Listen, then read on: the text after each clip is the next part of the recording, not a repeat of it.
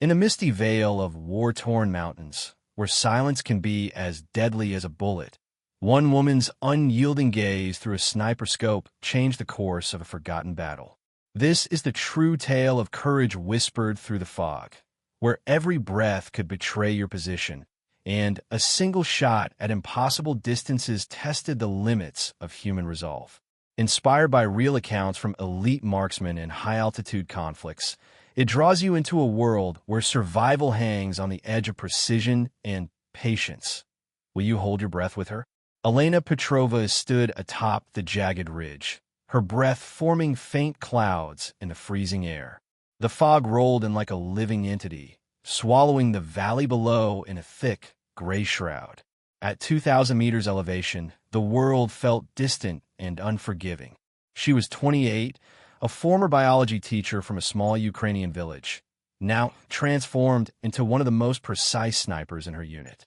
The war had come suddenly, ripping her from a life of quiet routines, grading papers, tending to her garden, sharing stories with her students about the wonders of nature. But when the invaders crossed the borders, Elena volunteered, her steady hands and sharp eyes making her a natural for the sniper school. The training had been brutal, days of lying motionless in snow, learning to control her heartbeat, calculating wind speeds that could bend a bullet's path by meters. Now, here she was, part of a reconnaissance team tasked with holding a strategic pass against enemy advances. The fog was both ally and enemy. It hid her from view but also obscured her targets. She adjusted her position slightly, the cold metal of her Dragunov sniper rifle pressing against her cheek. The scope's reticle danced faintly as she scanned the haze. Below, intelligence reports had warned of an enemy platoon moving in, aiming to flank their positions. Elena's spotter, a grizzled veteran named Victor, lay beside her, binoculars pressed to his eyes. Movement at 1,800 meters southwest, he whispered, his voice barely audible over the wind. Elena's heart quickened, but she forced it steady. She had learned that panic was the real killer in these heights. The air was thin, making every shot a gamble against oxygen deprivation and hypothermia. As the fog parted for a split second, she caught glimpses, shadows of soldiers, their gear clinking faintly. One figure stood out, a commander barking orders exposed on a rocky outcrop. Elena calculated the drop. Gravity would pull the bullet down over such distance, and the crosswind from the east added another layer of complexity. She exhaled slowly, her finger hovering on the trigger. The shot rang out, a sharp crack echoing through the mist. The commander crumpled, and chaos erupted below. Enemy fire peppered the ridge blindly, but Elena and Victor were already shifting positions, melting back into the fog. That first kill marked the beginning of her legend, but it weighed on her. Back at base that night, under a dim lantern, she wrote in her journal about the humanity she had taken. He was someone's son, she penned, her hands trembling not from cold, but from the moral toll. Yet, duty called her back to the ridge at dawn. The enemy wouldn't stop, and neither could she. As the fog thickened again, Elena prepared for the long vigil, knowing that whispers in the mist could mean life or death. The days blurred into a relentless cycle of watch and wait. Elena's unit had dug in deeper, fortifying their position with makeshift barriers of rocks and snow. The fog persisted, turning the landscape into a ghostly arena where visibility dropped to mere meters at times. Supplies were low, rations of stale bread and canned meat, water melted from ice. Elena's fingers ached from the cold, but she refused to complain. Victor, her constant companion, shared tales from his past wars to keep morale up. In 14, we held a hill for a week with nothing but willpower, he'd say, his eyes distant. Intelligence trickled in via radio. The enemy was regrouping, bringing in reinforcements including armored vehicles that could punch through their lines. Elena's role shifted from opportunistic shots to systematic elimination. She targeted scouts first, those lone figures probing the edges of the fog. One morning, as dawn's light pierced the haze, she spotted a pair advancing cautiously, their rifles slung low. Distance, 1,500 meters. Wind, variable. She fired twice in quick succession, the suppressor muffling the reports. Both fell, alerting no one. But the enemy adapted. They sent decoys, mannequins on sticks, to draw fire and reveal positions. Elena learned to discern the subtle signs: unnatural stillness, lack of breath vapor. Her accuracy became mythic among her comrades, who nicknamed her Fog Ghost. Yet, isolation gnawed at her. Letters from home arrived sporadically, her mother's words urging her to stay safe. "The garden misses you," one read, a reminder of a life waiting beyond the war. A close call came on the third day. An enemy drone buzzed overhead, its hum cutting through the fog. Victor spotted it first, and they burrowed under thermal blankets to evade detection. The drone passed, but not before dropping a grenade nearby, showering them with shrapnel. Elena's arm was grazed, blood soaking her sleeve, but she bandaged it silently. Pain was secondary. Survival was paramount. As night fell, the fog lifted slightly, revealing stars like distant allies. Elena took a high-risk shot at an enemy sniper she'd been dueling indirectly, mirrors of each other across the valley. His position betrayed by a faint muzzle flash earlier. At 2,200 meters, it was her farthest yet.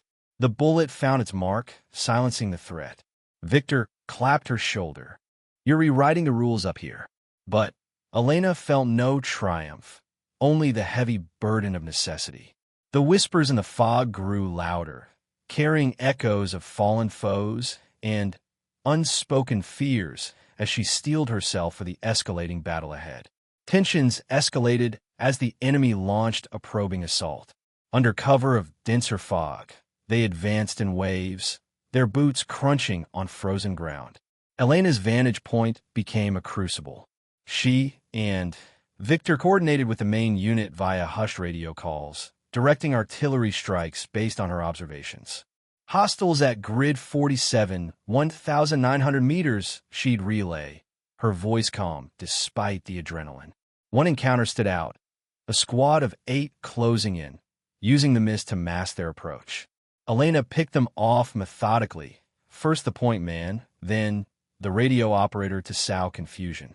Bullets whizzed past her head in retaliation, one clipping her helmet. Victor returned fire with his assault rifle, covering her reload. The fog swirled chaotically, turning the fight into a deadly game of hide and seek. Injuries mounted in her unit. A young recruit, barely 20, was hit during a skirmish, his cries piercing the air. Elena dragged him to safety under fire, applying a tourniquet with steady hands. "You'll see home again," she whispered, though doubt flickered in her eyes. The boy's gratitude fueled her resolve. This war wasn't abstract. It was faces, lives intertwined. Nights brought reflection. Huddled in a shallow trench, Elena recalled her pre-war days, teaching children about ecosystems, how every creature played a role. Now, she was the apex predator in this harsh ecosystem. Dreams haunted her, visions of targets pleading, fog turning to blood. But dawn always came, pulling her back to duty. A breakthrough occurred when she intercepted an enemy convoy. Spotting tire tracks in a brief clear patch, she estimated their path. At 1,700 meters, she targeted the lead vehicle's driver. The shot caused a pile-up, stranding them in open terrain. Her unit capitalized, calling in airstrikes that decimated the group. Cheers echoed from below, but Elena remained vigilant. The enemy retaliated with mortars, forcing her to relocate thrice in one day. As exhaustion set in, Victor noticed her waning focus. "Rest, Elena. Heroes need sleep too." She nodded, but sleep evaded her, mind racing with trajectories and threats. The fog whispered secrets, of allies advancing, of peace on the horizon, but reality was grim. With each shot, she carved a path toward victory, yet the cost etched deeper into her soul, a testament to the unyielding spirit amid the mountain's embrace. The climax loomed as enemy forces massed for a final push. Fog hung heavier than ever, reducing the world to shades of gray. Elena's arm wound throbbed, infection setting in, but she pushed through with painkillers scavenged from a med kit. Victor scouted ahead, returning with grim news. They're bringing anti-sniper teams, hunters like us. The duel intensified. Elena faced off against a rival marksman, their shots trading like chess moves. He wounded Victor in the leg during an exchange, forcing Elena to carry him to a safer ledge. Alone now, she adapted, using the fog's whims to her advantage. Mirroring techniques she'd learned from survival manuals, she set false positions with discarded gear to draw fire. A pivotal moment came at dusk. The enemy commander, successor to the one she'd felled days ago, emerged, rallying troops. Distance, 2,000 meters exactly. Wind, gusting erratically. Elena's breath synchronized with the rhythm of the mist. She fired, the bullet arcing through the haze, striking true. The advance faltered, morale-breaking. Reinforcements arrived for her side, helicopters thumping through the clouds, evacuating the wounded, including Victor. Elena covered their retreat, picking off pursuers with unerring aim. One bullet grazed her shoulder, but she pressed on, blood mixing with sweat. In the aftermath, as the fog began to lift, Elena surveyed the valley. Bodies dotted the landscape, a stark reminder of war's toll. Medics patched her up, praising her feats. Over 20 confirmed eliminations in a week, at ranges defying odds. But glory fell hollow. She thought of her students, wondering if they'd understand the necessity of such precision in chaos. Evacuated to a field hospital, Elena received a medal, but her mind wandered to simpler times. The whispers in the fog faded, replaced by the hum of recovery. Yet, she knew the experience had reshaped her. From teacher to guardian, her story a quiet echo in military annals. Years later, the ridge stood silent, fog still rolling through. Elena returned home, scarred but alive. She resumed teaching, weaving lessons of resilience into her classes. Nature teaches us balance, she'd say, her eyes holding depths unspoken. Victor visited often, their bond forged in mist and fire. The war ended, borders redrawn, but Elena's legend persisted in hushed tales among soldiers. She wrote a memoir, not for fame, but to honor the fallen, friends and foes alike. At 2,000 meters, we're all human, she reflected. Now, in her garden, Elena found peace. The sniper rifle retired to a locked case. The fog's whispers became memories, a reminder that courage emerges in the unlikeliest places.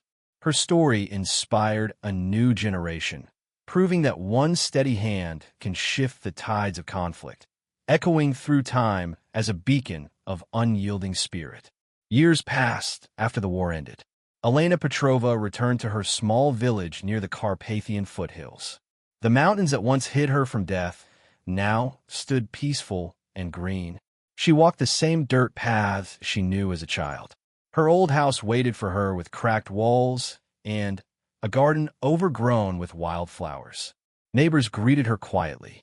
Some called her a hero. Others looked away because they did not know what to say to a woman who had taken so many lives. Elena did not speak much about the war. She preferred silence. In the mornings, she worked in her garden pulling weeds and planting tomatoes. The smell of fresh earth helped her forget the smell of gunpowder. At night, she sometimes woke up sweating. In her dreams, she saw the fog again. She saw faces through the scope. She heard the soft thump when bodies fell. She would sit up in bed, breathing hard, and wait for her heart to slow down. One spring day, a young journalist named Marco came to the village. He was 23 years old with bright eyes and a notebook always in his hand. He had heard stories about the fog ghost. He wanted to write a book about real people from the war, not just generals and politicians. People in the village told him to find Elena. They said she lived alone and did not like visitors, but maybe she would talk to him. Marco knocked on her wooden door one afternoon. Elena opened it slowly. She wore a simple gray sweater, and her hair was tied back. She looked at him for a long time without speaking. "I am Marco," she said finally. "I want to write about what happened on the ridge. About you." Elena stared at him. Then she stepped aside. "Come in," she said, "but do not expect me to tell you everything." They sat at her small kitchen table. Sunlight came through the window and made patterns on the floor. Marco asked questions carefully. He asked about the first shot, about the commander who fell, about the nights when the cold bit into her bones. Elena answered in short sentences. Sometimes she stopped and looked out the window at the distant hills. "I did not want to kill," she said once. "But I had to. If I did not shoot, our boys would die. That is the simple truth." Marco wrote everything down. He did not push when she became quiet.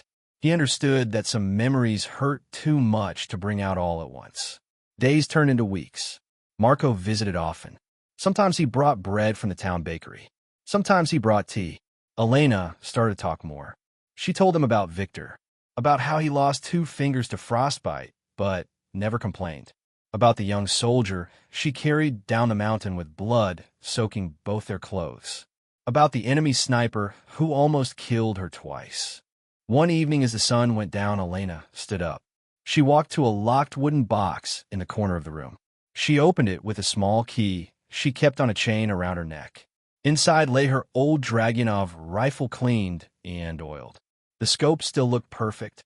Marco stared at it. "Do you ever think about using it again?" she asked. Elena closed the box. "No," she said. "This rifle belongs to the past. I keep it because it reminds me, but I will never hold it again for killing." Marco nodded. He felt the weight of her words. The next summer, the village held a small festival. Children ran around with paper flags. Old men played music on accordions. Elena did not like crowds, but she went because her neighbor asked her to help with the food table. While she cut bread, a group of teenage boys came close. One of them whispered to the others, "That is her, the one who shot from 2,000 meters." Elena heard them. She kept cutting bread.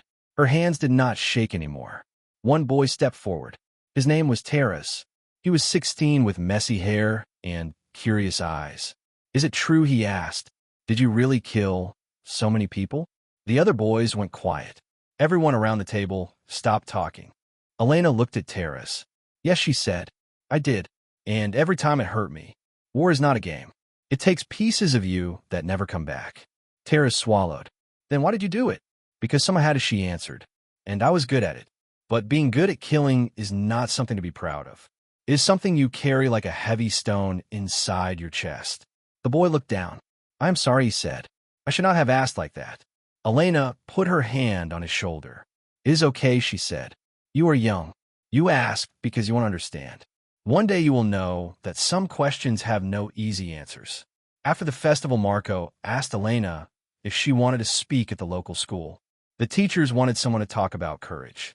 Elena thought for many days. She did not like standing in front of people. But then she remembered her old students from before the war.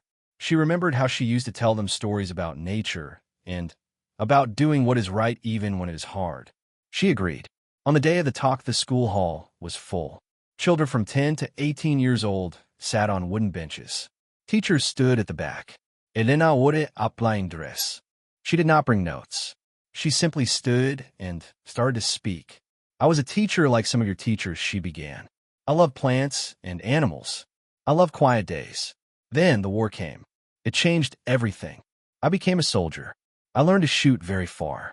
I learned to lie still for hours in the snow.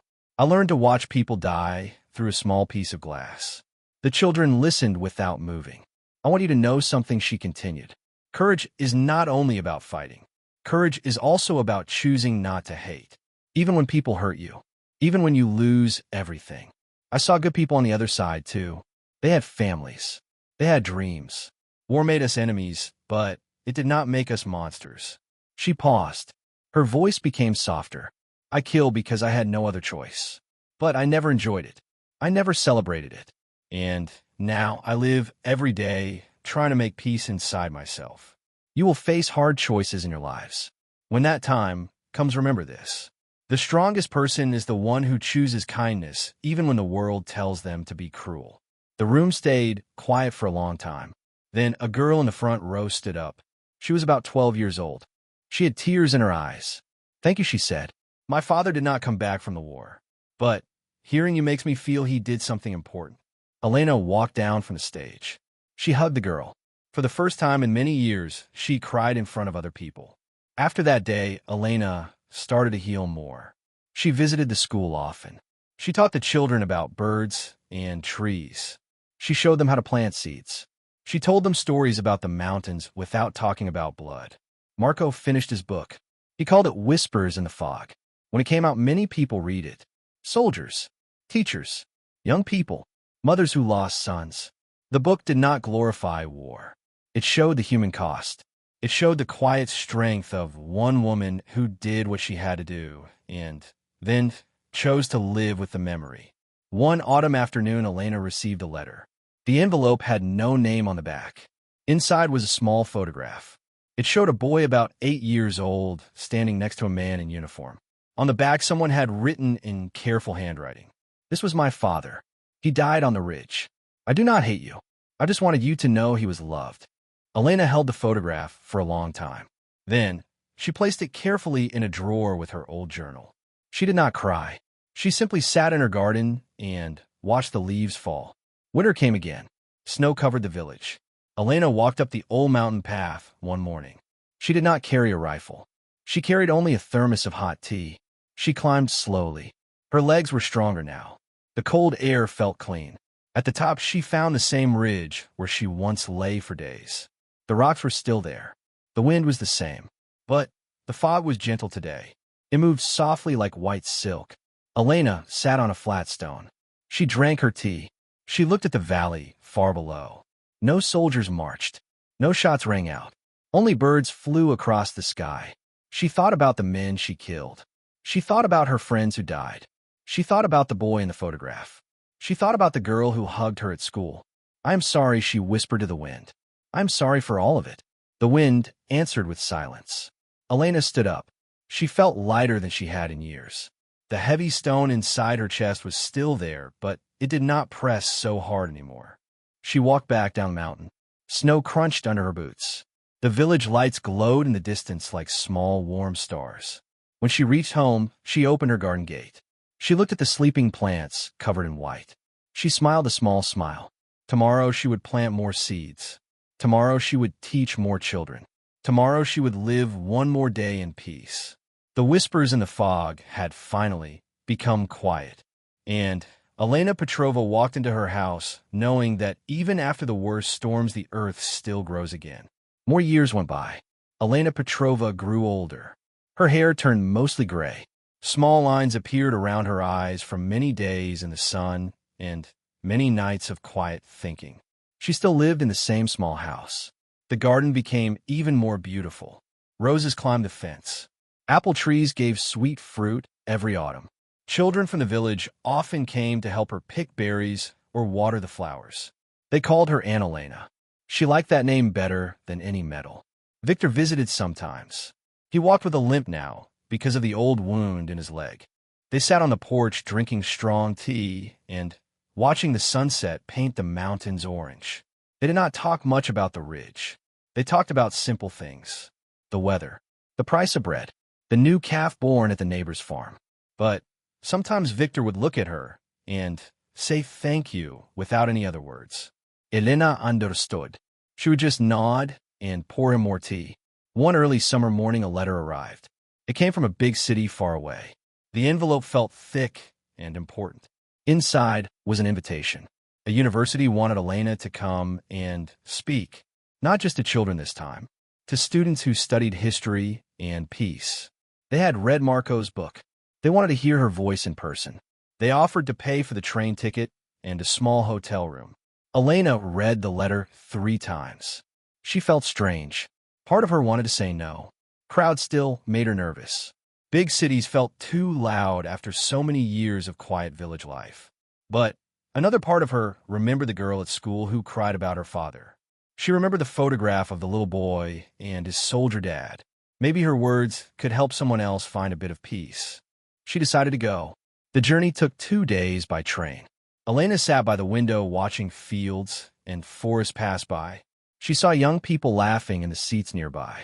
She saw old farmers carrying bags of potatoes. Life moved on.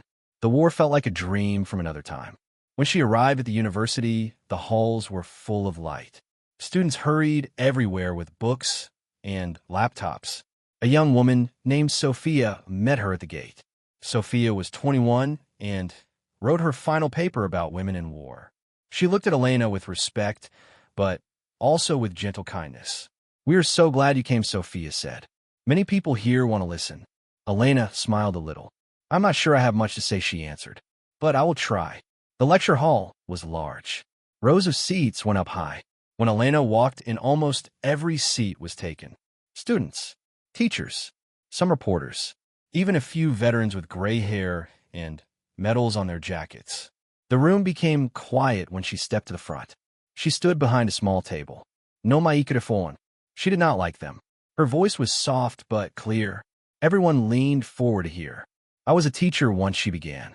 "I taught biology. I showed children how frogs grow from eggs and how trees breathe through their leaves. Then war came to my country. I put down my books and picked up a rifle. I lay in the snow for days. I watched the world through a scope. I took lives so others could live." She stopped for a moment. Her hands rested on the table. They were steady. "I want you to understand something," she continued. "War is not about heroes and villains. It is about ordinary people pushed into impossible choices. The man I shot at 2,000 meters had a name. He had a mother who waited for him. He had fears and hopes just like me. When the bullet hit, I felt nothing at first. Then, later the feeling came. Heavy, dark. It never fully goes away." Students wrote in their notebooks. Some wiped their eyes. "But I also want you to know this," Elena said. "We can choose what happens after. After the shooting stops. After the fog clears. We can choose to hate forever. Or we can choose to understand. I chose to understand. Not to forget. Not to excuse. But to understand that pain lives on both sides." She told them about the letter with the photograph. About the words on the back. "I do not hate you. I just wanted you to know he was loved." Her voice shook a little when she said those words. The room stayed silent. "I keep that photograph," she said. "It reminds me that every trigger pull had a cost.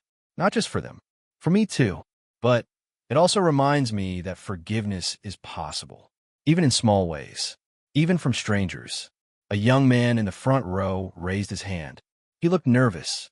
"What do you tell people who say, 'We must never forget the enemy'?" she asked. Elena looked at him for a long time. "Never forget," she answered.